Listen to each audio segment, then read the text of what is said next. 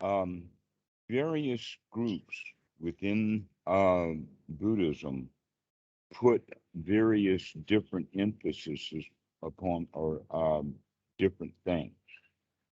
And anytime that we put a particular emphasis on one particular thing and make that the goal, then we're generally neglecting other things.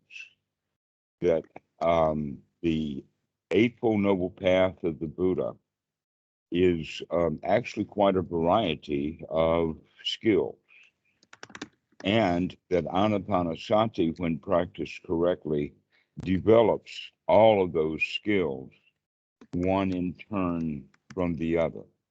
Now, in the West,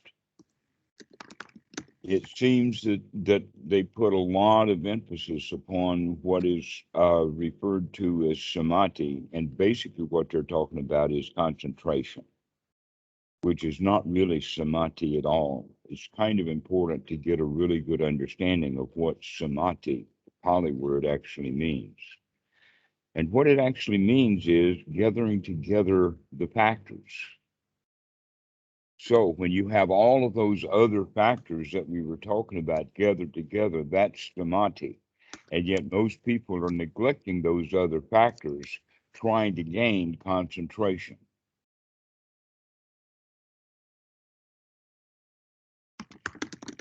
And so they're missing out on a few things because they don't have some of the ingredients missing. And in fact, that's a really important way of changing our view about what is samadhi. That samadhi means together, together. An example of that in real life would be a Native American teepee. You have all of those ridge poles of the teepee, but if they're just ridge poles, the teepee won't stand. Those ridge poles have to be tied together close to one end.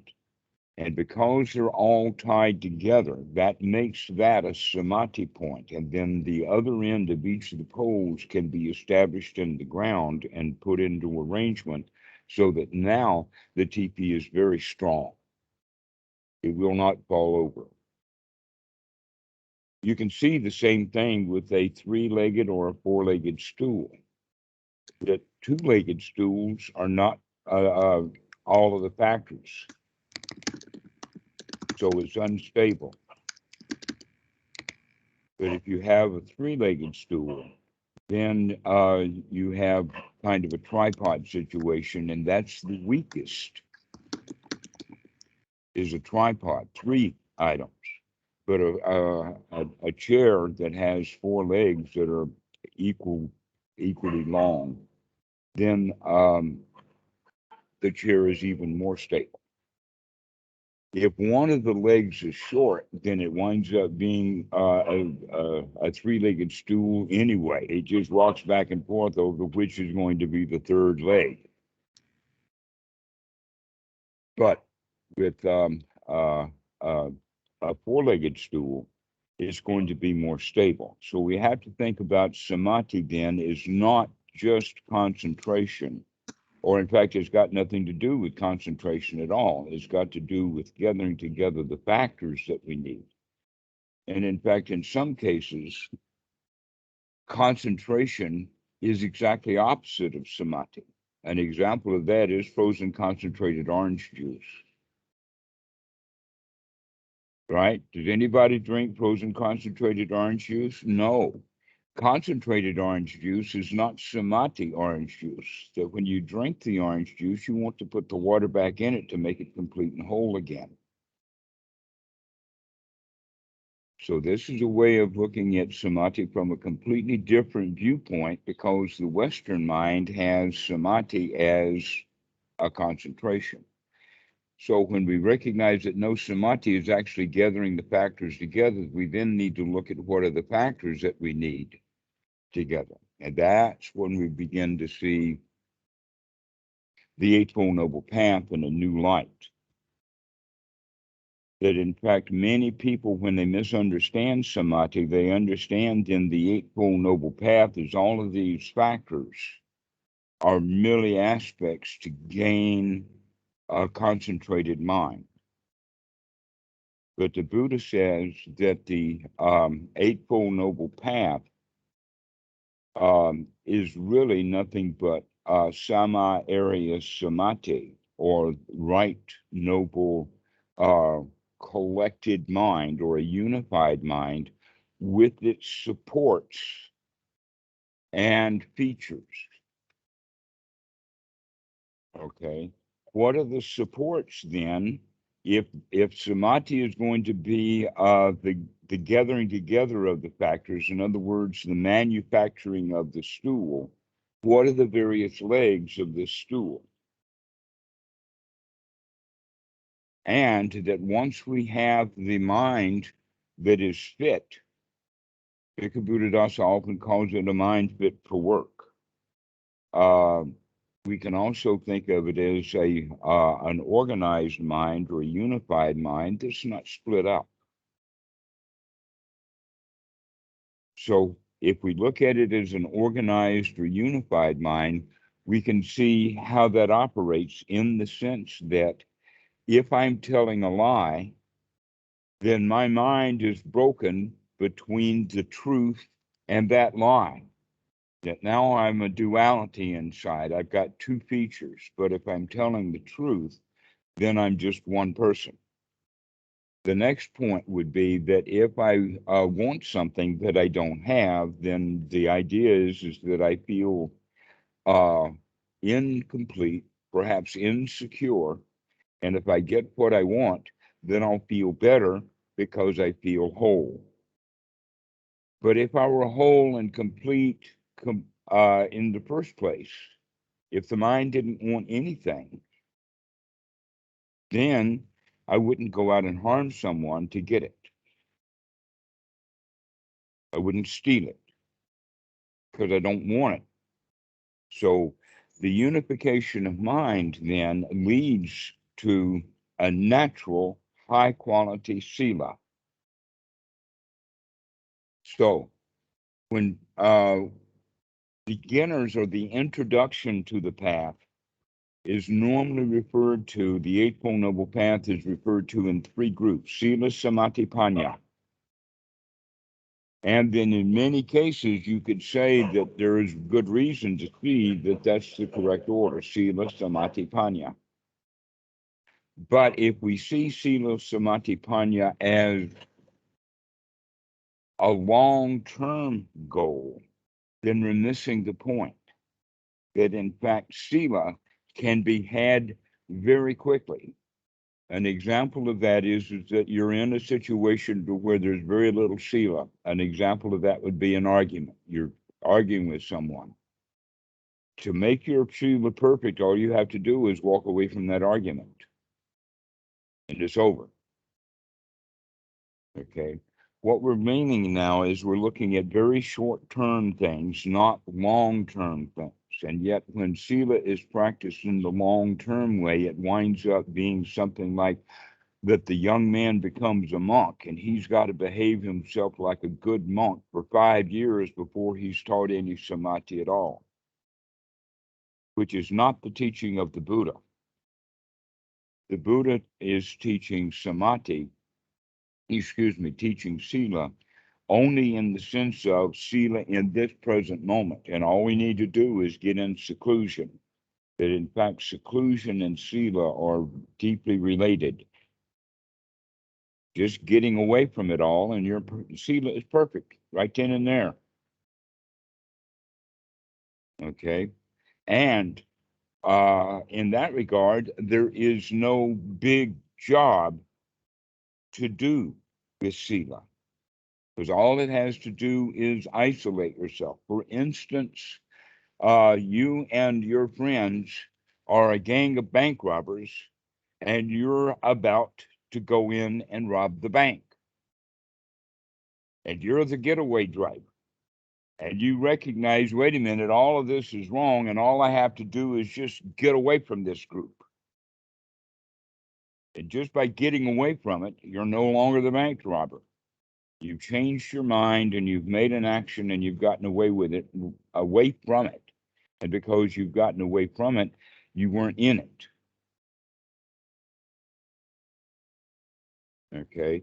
This is the way that we're looking at it, is just get away from it. And that means your Sila is okay. This sequence of Sila, Samadhi, Panna actually is in the suttas in that way. But they talk about it in a way that is misleading, in the sense of talking about purification of Sila. And then we say, oh, purification of Sila means that I've been Sila perfect for a long, long time. Right? No, we're still talking about this present moment. Purification of Sila is your Sila good right now? Or if let us put it in the context of the meditator. If I'm sitting in the meditation hall thinking about robbing that bank, then my Sila is not perfect in that moment. But if I get my mind out of the thoughts of doing some harm, thoughts of harming someone, thoughts of uh, taking something that's not given, all of those kind of thoughts of Sila are in fact then not the Sila. So we have to have all of those kind of thoughts also out of the mind. But as soon as they are out of the mind in that present moment, now we are free. We're free from Sila. Our Sila is pure enough. And then the next quality is purification of mind, which would then, in some regards, be called samadhi. But purification of mind is, in fact, gathering the factors together. One of the ways that we look at that is that by having the mind that's pure, we've already removed much of the hindrances that would be possible to be in the mind. So removing the rest of the hindrances could also be seen as the Sila of just getting away from all mental constructions. And then we start practicing anapanasati. Well, to do this, we've already put the Eightfold Noble Path in practice in the regard that we already have the right view. Why? Because one's right view is to be free from having harmful thoughts, and that we can see that. So one's right view is it's better to be free than it is to be encumbered with hindering thoughts. Also, sati has been there. What is sati? Is to wake up so that we can apply this new view. And apply it means that we're looking at the kind of thoughts that we have and recognizing that these thoughts are perhaps unwholesome, and that they're unwholesome, easily seen as unwholesome because they're not thoughts about what's happening right here, right now. They're thoughts about, oh, I'll feel better if I get that girl, or I'll feel better if I get that car, or I'll feel better if I get that job, or I'll feel better if I get that done. You know, this is the kind of thing, the thoughts that we have that keep the mind restless and dissatisfied. But if we start having really wholesome thoughts about this present moment, then the mind can be literally talked into being satisfied. That in this present moment, there's nothing to fear. That the only time there's something to fear is when I can think of something to be afraid of. And when I'm not thinking of anything to be afraid of, there's no reason to be afraid. And so we think about how safe it is. So we're looking at it in the sense now of the purification of the mind, then is removing the rest of the hindrances that the Sila itself is not removing, and getting the mind in a good state, which is a state of Sukkha, and Sukkha is actually the opposite of the word Dukkha.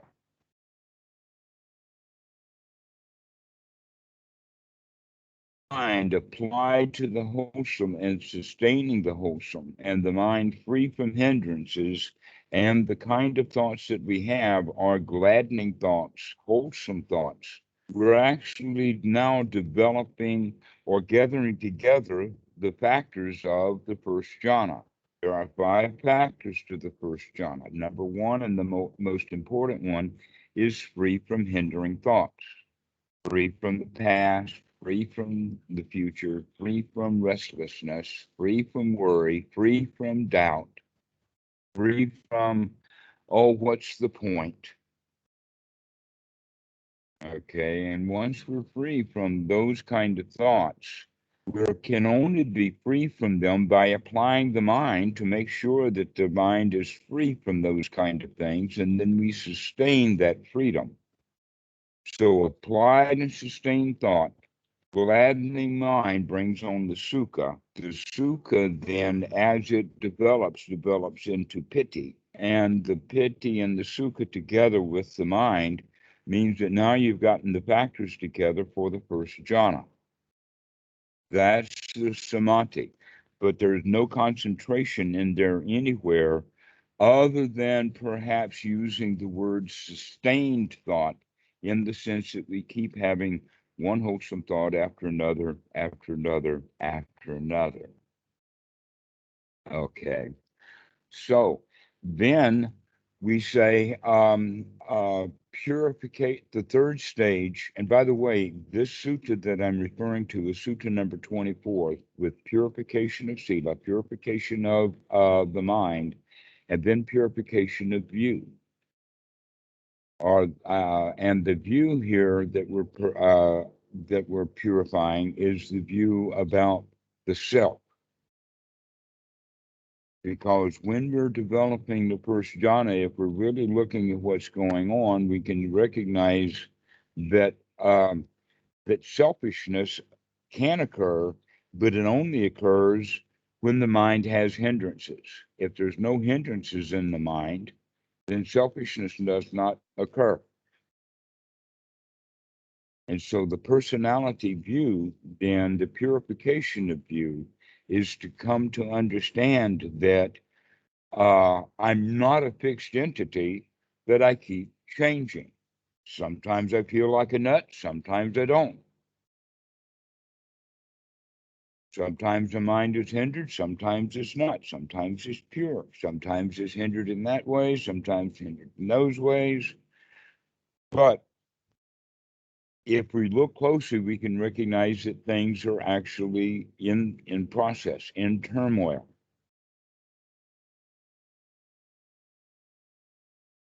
It's a process. And so you can say that the process is changing things. We may use the same words with it, like in English. We don't have a very noble vocabulary because there's been so people speaking it. What we have is an ordinary vocabulary that's got a lot of issues and problems with it. But the point is that things can go through a process and come out the other end as a new product. But if we are not watching that process, then we don't see the process as making the change, and therefore we think that the item that went into the process and the item that came out of the process is the same item, where it's not the same. It's gone through a process of purification, for instance. Okay. An example of that would be distilled water, that you've got a distillery and that you put water in and then you heat it up and it goes to steam and then it's condensed back into water again, right? Except that the water now that's been distilled and has gone through the process is not the same kind of water that went into it. The new water that came out is just water. The water that went in was dirty. Okay. But if we don't understand the process, then in fact we recognize that that I'm not just the water, I'm also the dirt that was in the water. And that's the way that normal people look at it. Is that they say, I am, this is who I am. And in fact, that's not who they are. That's who they are, plus a lot of dirty things that can be distilled out. And when you distill stuff out, who I am becomes not important anymore. In fact, who I am is part of the dirt.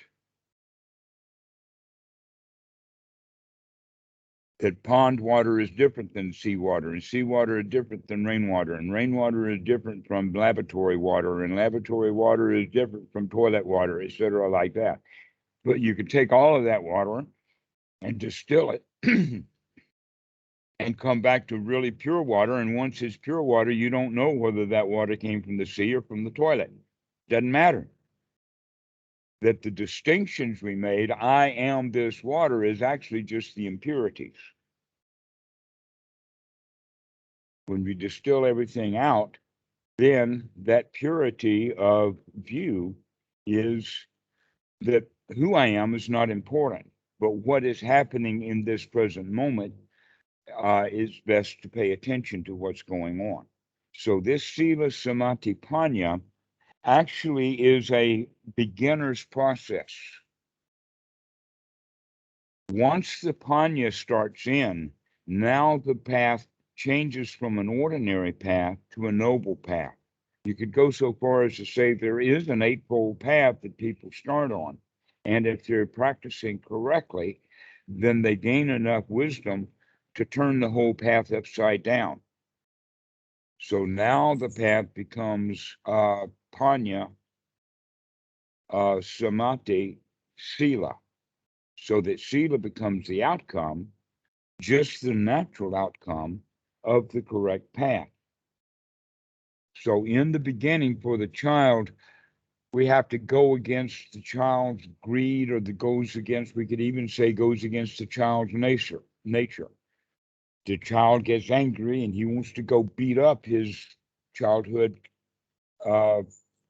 neighbor's kid or friend or whatever, right? And so wanting to go harm someone, as that child grows up, many people around will say that that's part of that kid's nature. He just wants to harm people.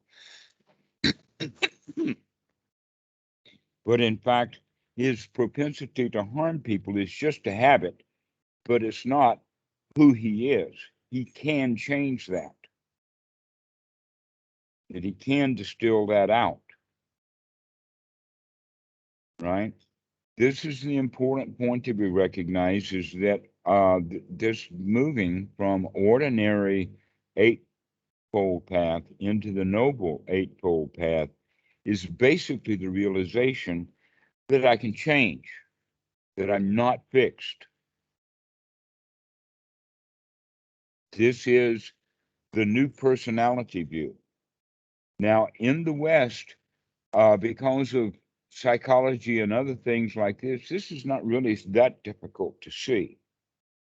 But if one is raised in a very religious background, one of the qualities of religion has to do with the fact that the self is really fixed, in the sense that if you were a child and you hurt someone, God's going to punish you for that somehow, someday.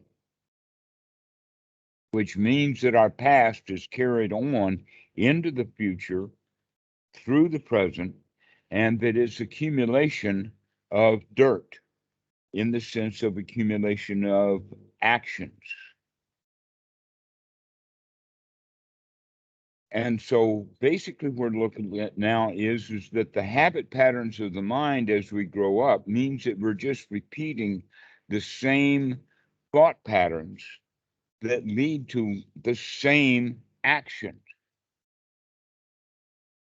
So we could actually talk about it in the sense of reaction, and people go around reacting. Now we think of reaction as a word that, like, he reacted to someone who was saying something, like somebody called him a bad word and he reacted to that. That's the way that we normally use the word reaction. but I would like to introduce a new way of looking at the word reaction, in the sense of he just goes around acting the same way, and the stimulus is not the thing that caused the reaction. It was the fact that that previous action was now set to cause the new action. And so we react because we're going action, reaction, reaction, reaction, reaction, reaction, like that. And it doesn't even have anything much to do with the stimulus. In other words, we're not responding to stimulus, we're responding to something that's happening inside the mind.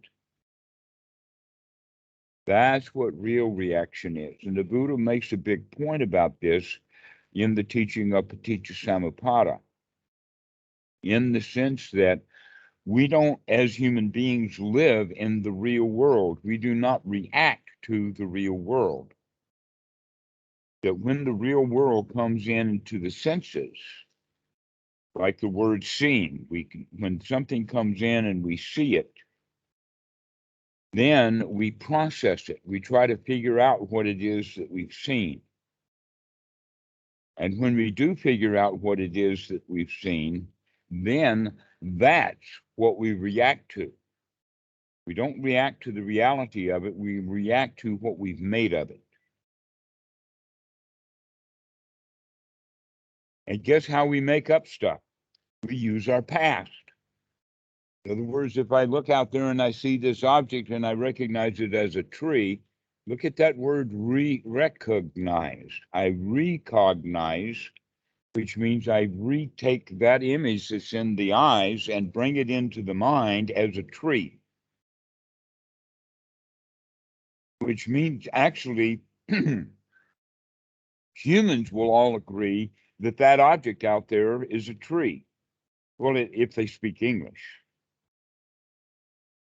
But the dogs don't recognize that tree as a tree.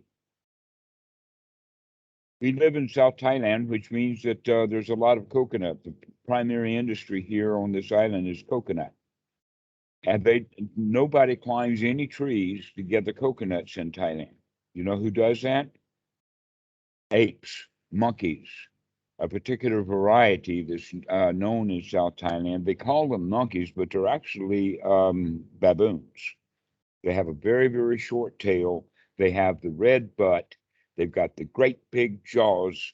Everything about this monkey is baboon. They're also very, very smart. The reason I'm bringing this up is because to that baboon or to that monkey, the tree is completely different than it is to us. In other words, as soon as you see that coconut tree, possibly the last thing you think of it is climbing it. But the monkey, as soon as he sees that tree, it's something to climb. He's got a completely different mentality about that tree. All right. When we look at it like that, then we recognize that most of us live in habit patterns, and we go around reacting to things the same way that we've always reacted. But when we begin to put some wisdom in that and begin to recognize that, hey, I do not have to react to this stimulus the same way that I have reacted, I can begin to do something new here. And so this is actually part of that purification of view. Okay. Now that purification of view then completes it, in the sense of purification of view now is wisdom. Now that we have that purity of view, we can change our view from an ordinary right view into a noble right view. And basically, the noble right view is distinct from ordinary right view, in the sense that ordinary right view has seen things the way that they were, came to a conclusion, and understand the things the way that they are, without taking into consideration that things change. Noble right view is keep on investigating, keep looking, keep noting, keep watching. And if you come to a conclusion, recognizing too, that's just a conclusion. That's just a mental construction. but that the way to live is more in reality, to keep investigating reality over and over and over again. And what we're going to come up with eventually is a foundation, but on top of that, there's going to be a whole lot of not knowing, not sure, because we're not going to know everything. It doesn't matter how much you investigate, you're not going to find out everything. The question is, are you going to find out enough? But we're not going to get everything, but we will get enough. Many times when in my youth, I would walk into a smorgasbord or a buffet or a hotel setup, you know, like a bed and breakfast or whatever at a hotel, and then they've got all of this food out there for breakfast. And my first thought was, I can't eat all of this, but I'll try.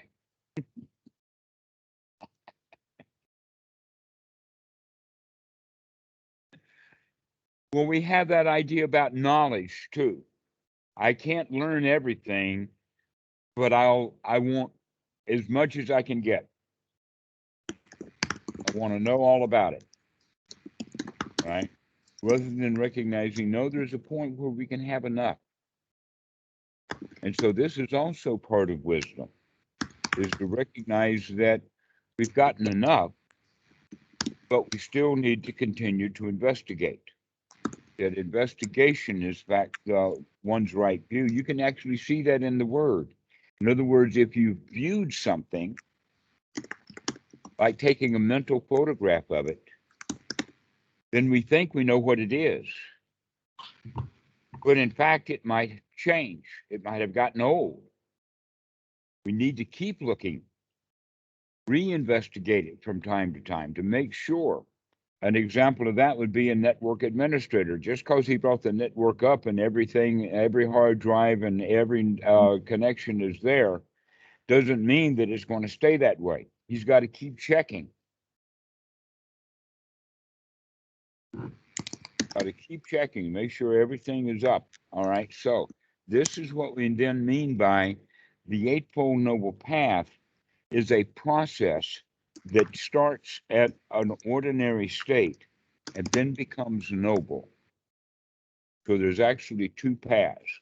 The first path is, in fact, Sila, Samadhi, Panna. That's the beginner's path, starting with seclusion, purifying the mind, and then beginning to see the reality of the situation. Once they see the more clearly through right noble view, now the path changes completely. Well, Bhikkhu Buddhadasa has said, wait a minute, why do we need to do that kind of practice when we can start the students very quickly into the noble practice? That let's not start with Sila, Samadhi, Panna, especially a long time Sila.